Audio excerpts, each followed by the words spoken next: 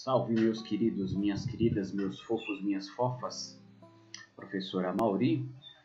Hoje nós vamos assistir uma aula sobre os aparelhos reprodutores masculino e feminino, entender um pouquinho como cada um é composto, né? Quais são os órgãos que formam esse sistema, esse aparelho, e entender um pouquinho a função de cada um, tá? E aí mais para frente, na próxima aula, a gente vai falar um pouquinho sobre a gravidez na adolescência, doenças sexualmente transmissíveis e métodos contraceptivos. Então, portanto, se alguém tiver interesse, já sabe aí o tema da próxima aula e pode dar uma pesquisadinha a respeito, tá bom?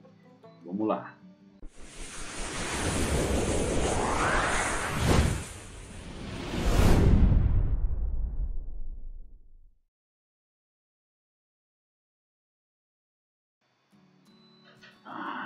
Hoje o professor vai falar sobre pipiu e pepeca. Eita, quando está na sala de aula, vocês surtam com esse assunto. Mas não tem porquê, gente, surtar, né? O sistema reprodutor faz parte do nosso corpo, igual faz parte o coração, igual faz parte o cérebro, igual faz parte o intestino. Só que existe uma mística, né? Uma coisa tão grande envolvendo a questão da sexualidade que não tem jeito, sempre cai nessa brincadeira, tá? Mas é muito importante entender como funciona, até para a gente poder, né, saber se tem algum problema e como agir, tá bom? Então hoje a gente vai identificar os órgãos e as funções que esses órgãos desempenham, comparar a anatomia entre homens e mulheres, tá? E também associar as funções que são semelhantes entre os dois sistemas. A gente vai ver que como os dois sistemas, o masculino e o feminino, têm a mesma origem, né? Eles são formados a partir de um mesmo conjunto lá de tecidos, quando a gente ainda é só um embrião na barriga da mãe, né? Então a gente vai ver que existem funções semelhantes entre os dois, tá bom? Bom, primeiro vamos falar do aparelho reprodutor masculino. Ele tem um pouquinho mais de órgãos, tá? Vai parecer um pouquinho mais complexo também. Então, vou falar órgão por órgão e a função de cada órgão, tá? Vou começar pela parte interna, né, mais de baixo ali, protegido dentro da bolsa escrotal, que é o lugar que a gente chama de saco. Estão protegidos os testículos, tá? Geralmente dois. São duas glândulas. Lembre-se que glândulas são órgãos que produzem coisas, né? Então, por exemplo, as glândulas lacrimais que produzem as lágrimas, as glândulas sudoríparas que produzem o suor para ajudar a reduzir a temperatura do corpo. Então, testículos são glândulas também. É uma glândula que a gente chama de endócrina e glândula exócrina. Ela tem as duas funções, igual o pâncreas. Espera aí, professor, que nome esquisito, endócrino, exócrino. O que acontece? Quando um órgão, uma glândula, produz uma substância que é lançada para a corrente sanguínea, essa glândula é endócrina. Mas quando essa glândula produz uma substância que não é lançada dentro da corrente sanguínea, então uma glândula exócrina, que manda para o meio externo, tá? O testículo, como produz a testosterona que cai na corrente sanguínea, é a função endócrina, mas também produz os espermatozoides, né? São células da reprodução, os gametas masculinos. Então, nesse caso, tem função exócrina. Bom, e lá dentro dos testículos, como é que é essa fábrica de espermatozoide, né? Só por curiosidade, gente, em média, um adulto saudável produz ali aproximadamente por dia de 100 a 150 milhões de espermatozoides, tá? Salvo em algumas exceções, algum problema de saúde, né, genético, por aí vai, mas são cerca de 100 a 150 milhões por dia, tá? E esses espermatozoides, eles têm ali o início da sua formação em um conjunto de caminhos, né, lá dentro dos testículos, chamados de túbulos seminíferos. Então é ali onde encontra-se a fábrica de espermatozoide, os túbulos seminíferos, tá, responsáveis então pela produção do espermatozoide, também chamado de espermatogênese. Nossa, professor, mais um nome esquisito, biologia. Se você parar para pensar, é até tranquila a palavra. Por quê? Espermato tem a ver com esperma, né? Semente e tal. Gênese produção. Quem é mais religioso sabe que o primeiro livro da Bíblia chama-se Gênesis, e Gênesis, origem das coisas, tá bom? Continuando, também nos testículos, como eu havia dito, existe a liberação do hormônio testosterona, que é responsável por uma série de coisas do nosso corpo, né? Quando a gente entra na fase aí do início da adolescência, que a gente chama de puberdade, a testosterona ela vai fazendo com que o nosso corpo de menino, de criança, se desenvolva num corpo de homem, tá? Graças ao hormônio testosterona. Também tem a ver com o desejo sexual, né? E por aí vai, tá bom? É importante que alguns homens têm problema de produção de testosterona e aí pode interferir um pouquinho no desenvolvimento ou até na questão psicológica, tá? Então é sempre importante ficar atento a isso. Bom, saindo do testículo é assim, quando o espermatozoide ele é produzido, ele ainda não está maduro, ele ainda não está pronto para encontrar o óvulo e formar um bebê, tá bom? Ele precisa amadurecer, ele precisa se desenvolver. E onde vai ser o berçário desse espermatozoide? Onde vai ser o local que ele fica, então, passando por essa maturação, né? Esse lugar fica pertinho ali na parte de cima, são como bolsinhas, fica na parte de cima do espermatozoide, nas imagens a gente vai entender melhor, onde os espermatozoides eles são guardados e passam por um processo de maturação. A partir do momento que eles estão prontos, aí sim eles saem do epidídimo, saem desse berçário de espermatozoides, ok? Bom, se ele sai, ele tem que passar por algum lugar. E esse lugar é chamado de canal deferente. Não, professor, eu acho que você errou. Ih, professor, errou. Não, não é diferente, é deferente mesmo, tá? Esse canal é uma ligação, é um caminho por onde o espermatozoide sai do testículo e vai em direção às outras glândulas para fazer parte do sêmen, do esperma, tá bom? Então esse canal deferente é esse caminho que sai ali dos testículos, passa próximo à virilha em direção às outras glândulas que nós vamos falar. Uma curiosidade sobre o canal deferente é que é pelo canal deferente que o homem faz uma cirurgia chamada de vasectomia.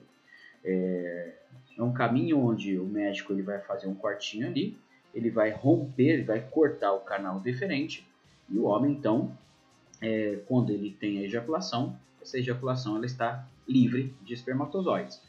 Ah, professor, mas aí ele não vai deixar de produzir testosterona e tal? Não, gente, lembra que a testosterona é um hormônio endócrino que é lançado direto na corrente sanguínea? O canal deferente serve só para passar espermatozoide, armazenar e para passar. Então, se eu corto o caminho, não passa espermatozoide, portanto, o homem, naquele momento, ele não pode ter mais filhos. Só uma coisa é que essa cirurgia ela tem uma chance de dar errado, tá? Eu já li casos de homens que fizeram a cirurgia, a companheira ficou grávida mesmo assim. Então vocês podem imaginar, o cara fez a cirurgia, a mulher ficou grávida, imagina já o que ele pensa. Tá? Pois bem, gente, depois que o espermatozoide passou pelo canal deferente, ele precisa estar num meio líquido, tá? Que proteja ele de algumas situações e que facilite a vida dele, por onde ele possa nadar. Bom, então existem duas glândulas antes de chegar no pênis que vão produzir essas substâncias. A primeira delas é chamada de vesícula seminal. A vesícula seminal, gente, são duas bolsinhas que ficam atrás da bexiga que produzem uma substância meio grossa, né, parecendo um óleo, e também esbranquiçada. Isso que dá a característica do esperma, né? E a função desse líquido é proteger o espermatozoide contra a acidez que ele vai encontrar na uretra. Sabe o canalzinho que sai o xixi? A xixi é ácido, a urina é ácida, né? Se o espermatozoide ele passa por ali sem proteção nenhuma, ele morre antes de chegar na mulher, durante o ato sexual. A vagina também é um local ácido. A vagina é um local ácido? Calma, gente. A flora vaginal ela tem essa acidez para impedir que a mulher desenvolva infecções. Então, sim, tem essa acidez, E a vesícula seminal, esse líquido da vesícula seminal, então, vai proteger os espermatozoides contra essa acidez. Bom, se você já estudou química, ou se ainda não, vai lá uma coisinha. Ácido é o contrário de básico. Se tem que proteger contra o ácido, portanto, essa substância ela é básica ou alcalina. Tá? O professor de química vai falar sobre isso para vocês ainda. Ok? Bom, além de facilitar o espermatozoide nadar. Bom, então tudo isso, vesícula seminal. Próxima glândula é chamada de próstata. Essa aí vocês já ouviram falar várias vezes. Porque tem homem depois dos 40, tem que fazer exame para ver se não tem câncer de próstata. De fato, gente, a próstata é um órgão que ele é passível, né, de fato, do desenvolvimento do câncer, tá? E muito importante também para o homem. Por quê? A próstata é uma glândula que fica ali debaixo da bexiga, tá? Depois da vesícula seminal, e vai produzir o líquido prostático. Por quê? O produto feito pela vesícula seminal, ele é grosso, bem espesso. É como se você estivesse tentando beber aquele iogurte natural, sabe? Que ele é mais grosso. Agora, se você pega aquele iogurte e bate com leite, que é mais líquido, fica uma substância mais fácil de tomar, né? Então, é mais ou menos essa ideia. O líquido prostático, ele vai, então, deixar aquela substância um pouco mais líquida, que vai facilitar e muito a vida do espermatozoide, tá bom? Só uma outra curiosidade, que essas substâncias elas são muito nutritivas para o espermatozoide, né? Para que ele tenha energia para alcançar, então, o óvulo, porque ele tem um caminho bem longo para seguir, tá bom? O próximo órgão, ou a próxima região, deixa eu só diminuir aqui a minha imagem, é chamado de uretra. Então, aqui, ó, uretra. Qual a função da uretra? A uretra é um caminho que sai da bexiga. Antes de chegar no pênis, recebe um canalzinho, o ducto, tá? Que traz o sêmen, o esperma. Só que esse ducto ele fica fechado para que a urina passe tranquilamente quando a gente vai fazer xixi. Quando que esse ducto vai abrir? Só durante a ejaculação, tá? Depois do ato sexual, tem lá o ato sexual.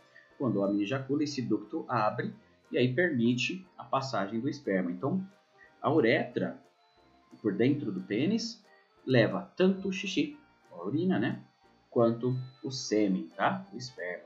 Então, ele começa lá na bexiga, no meio do caminho recebe o esperma. E aí, agora a parte externa do órgão masculino, que é o pênis, gente. Tá? O pênis é um músculo, tá? Cilíndrico. Ele é formado por dois tipos de tecidos, um chamado esponjoso, que circula ali a uretra, então a uretra é aquele furinho por onde passa tanto o esperma quanto a urina. Ao redor vai ter um músculo chamado de músculo esponjoso, tá? E aí, ao redor do músculo esponjoso, existem os tecidos cavernosos. E por que tem esse nome de cavernosos? São músculos ocos que, para permitir a ereção, né, do pênis, ele se enche de sangue, tá?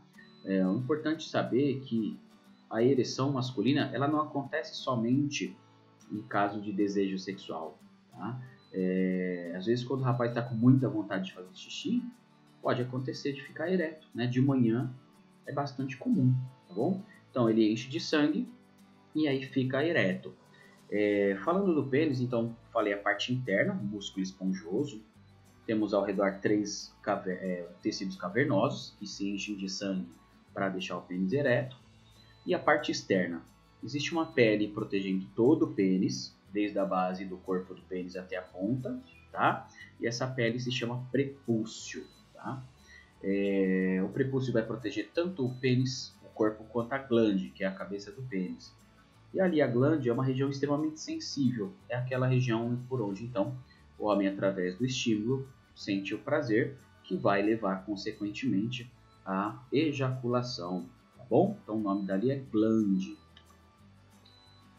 Seguindo, já que falamos do masculino, tá? espero que vocês estejam anotando. Vamos falar agora do aparelho reprodutor feminino. O aparelho reprodutor feminino ele tem a parte interna e a externa, igual ao do homem, tá? Só que aqui a gente vai separar um pouquinho melhor. Vamos começar pela parte interna, pelos ovários. Os testículos, pessoal, do homem, eles ficam protegidos dentro da bolsa escrotal. E os testículos, eles são originados a partir de ovários primitivos, quando a gente ainda está na barriga da mãe, até 2, 3 meses de formação. Então, sim, os meninos já foram meninas, tá?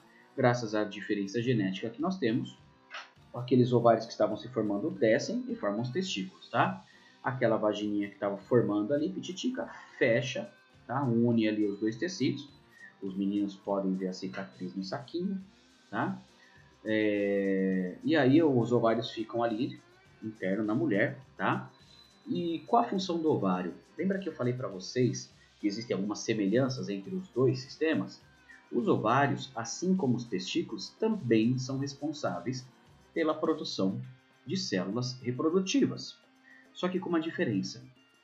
À medida que o homem, ele produz entre 100 e 150 milhões de espermatozoides por dia, as meninas, quando nascem, elas já nascem com todos os óvulos, todos, que elas vão liberar ao longo da vida.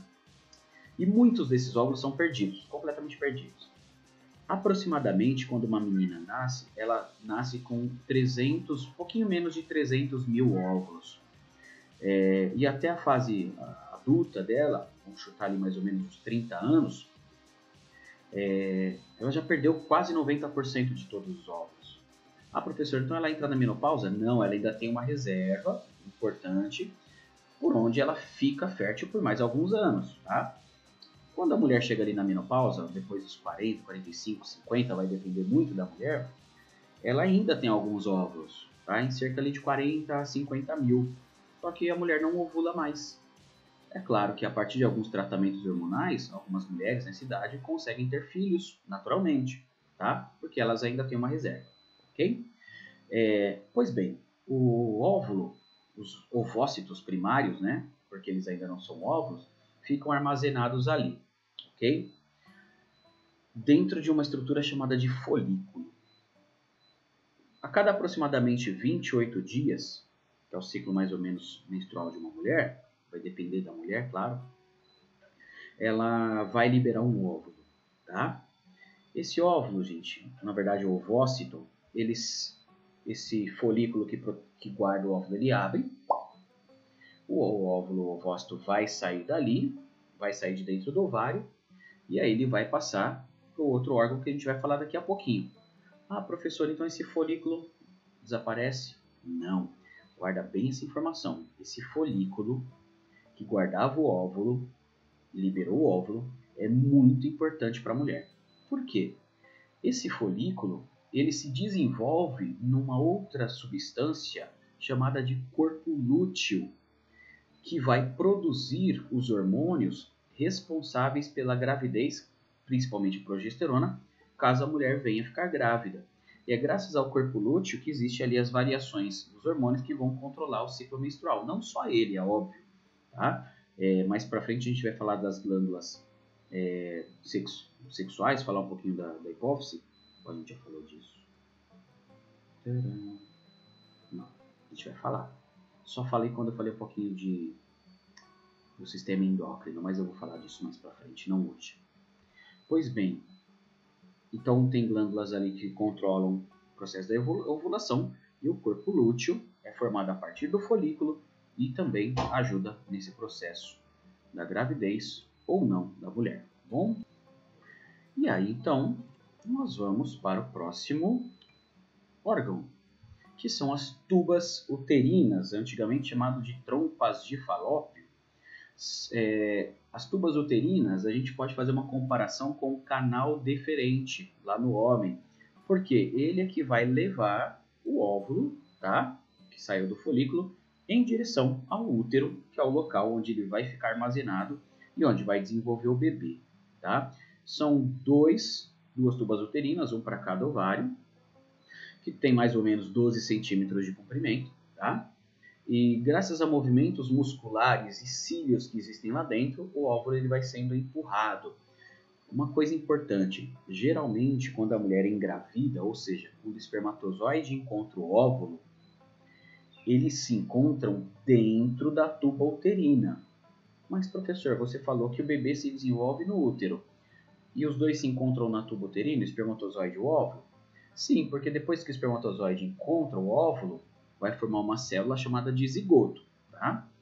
Esse zigoto, que vai depois virar o bebê, ele continua sendo empurrado em direção ao útero. E se não for, aí não tem que fazer processo cirúrgico para remover tanto a tuba quanto o bebê. Aí não tem para onde correr, senão se continuar grávida, uma gravidez na tuba uterina, ou também chamada de gravidez ectópica, tá? A mulher pode morrer, tá bom? Vamos chegar agora no útero. O útero, gente, tem um formato de pera de ponta cabeça. Pera, a fruta mesmo, tá? A parede, tá, tem 3 tecidos, tá? 3 camadas. A parte mais externa, na verdade, que é para dentro do corpo, então tem 3 camadas, tá? Tem a parte mais externa, que é uma camada bem cheia de ruga e serosa, tá? Tem a camada do meio, chamado de miométrio, mio de meio, igual o coração, né? Miocárdio. E a parte mais interna, pessoal, mais interna, né, voltado ali para fora do corpo da mulher, é chamado de endométrio. E aí é que a mulher sofre. Porque é graças ao endométrio, o endométrio ele é muito vascularizado, ele tem muita corrente sanguínea ali, né? Para alimentar o bebê nas primeiras semanas de gestação. E quando a mulher não fica grávida, essa parede precisa ser renovada. Ela é jogada fora. Aí acontece a menstruação. Tá bom? Vamos pro próximo. Agora o aparelho reprodutor feminino, falando da parte... A parte interna termina na vagina. Aquela parte externa que a garota vê quando está tomando banho e tal, né? Aquilo não é a vagina. Aquilo chama-se vulva. A vagina ainda é a parte interna, por onde ocorre a penetração, o ato sexual, tá? É um músculo elástico, tá? Ainda bem que ele é elástico, né? Senão o bebê não tinha por onde passar. Onde ocorre, então, o ato sexual, a cópula. Cópula é outro nome para ato sexual, tá bom? E é um caminho entre o meio exterior e o meio interior. Agora a gente chega na parte de fora da vagina, tá? O meio exterior da vagina. Como eu disse para vocês, essa região é chamada de vulva. E a vulva tem a parte mais externa, que é a parte mais carnudinha, chamada de lábios maiores, que são dobras da pele, tá? Ricos em tecido adiposo, ou seja, um tecido com gordura, que vai fechar a entrada da vagina e vai proteger aquela parte interna da vulva, tá? Lá mais um pouco para dentro existem os lábios menores, que são dobras ali da parte da vagina, da parte do finalzinho da vagina já saindo do corpo, tá? Que delimitam a abertura da vagina e da uretra. A uretra é por onde sai o xixi. A mulher não faz xixi pela vagina, tá? Para cima do buraco vaginal tem um buraco bem pequenininho por onde sai o xixi, tá? E um pouquinho mais para cima existe um órgão chamado clitóris, que é como se fosse um pênis, só que miniatura. E o clitóris, gente, ele é muito parecido com o pênis, só que muito pequenininho, tá? Tanto que ele tem lá o prepúcio clitoriano, tá? O corpo clitoriano, ele tem a glande clitoriana, é um pênis, só que bem pequenininho. E é esse órgão que permite à mulher, então, ter prazer durante o ato sexual, tá bom? Então, olha só que curioso. A mulher, ela não sente prazer pela penetração, e sim pelo contato com o clitóris. Ah, professor, mas para ficar grávida, é claro, gente, uma coisa é reprodução, uma coisa, tá? E aí, algumas imagens conforme eu prometi para vocês. Parte interna, tá? Então temos do lado aqui, ó, vocês estão vendo passando o mouse. Essa aqui é a parte masculina e do outro lado nós temos a parte feminina. A parte masculina, a bexiga, não faz parte do sistema reprodutivo, mas está aqui para mostrar para nós. Temos a vesícula seminal, lembrando que fica atrás da bexiga. O ducto deferente ou canal deferente, aí vai depender de qual livro você pega. Então tá vendo aqui, ó, onde o médico corta, tá? A uretra tá pulando aqui, é por onde passa o xixi, por onde passa o esperma. O pênis, como eu falei para vocês. Aí tem lá os testículos. E ao redor do testículo, olha aqui, ó, o epidídimo, que guarda o espermatozoide até ele ficar maduro. E aqui do outro lado, a parte interna feminina, começando pelos ovários. Os ovários estão ligados ali pelas tubas uterinas, tá? Aí tem aqui em cima o útero, aquela camada do útero que entra em contato com o bebê chamado endométrio, esse que vai sair durante a menstruação. Esse caminhozinho chamado colo do útero. Muito importante as mulheres fazerem exame, principalmente um chamado de Papa Nicolau, depois que ela não é mais virgem, tá? Para verificar a possibilidade de formação de câncer no colo do útero. É um câncer muito comum nas mulheres. E aqui, olha só, o canal vaginal. Gente, eu não pus imagens da parte externa do homem e da mulher, mas vocês têm na apostila e no livro, tá? Porque eu fiquei com um pouco de receio, para ser bem sincero. Enfim, é só um cuidado que eu tô tendo, tá bom? Aí tem, ó, a bibliografia, tá? Caso alguém queira dar uma lidinha, ó. Então, toda a matéria.com.br/sistema reprodutor, tal. Biologia Net, anatomia, fisiologia animal, sistema reprodutor. Brasil Escola, /biologia, /sistema reprodutor, tá? Então é isso, gente. Só para finalizar a aula, acho que vocês estão sabendo que os pais estão sendo convidados a preencher um formulário lá de retorno das aulas, tá? É muito importante responder esse questionário e tomar cuidado nas respostas, porque elas podem determinar ou não o retorno das aulas. É claro que voltar para a escola todo mundo quer, tá? Mas a gente precisa fazer isso com muito cuidado, porque para vocês que são bem jovens, a doença ela tem pouco risco. Existem jovens morrendo, mas poucos, né? Agora, imagina na escola se alguém está contaminado, leva para casa, para o avô, para a avó, para o pai, para a mãe, para a tia, para o tio. Então respondam com cuidado esse questionário, com muita atenção, tá? E aí seus pais precisam ler com bastante calma, pensar bem a respeito e responder o que eles acharem correto, tá bom? Gente, era isso para hoje. Até a próxima!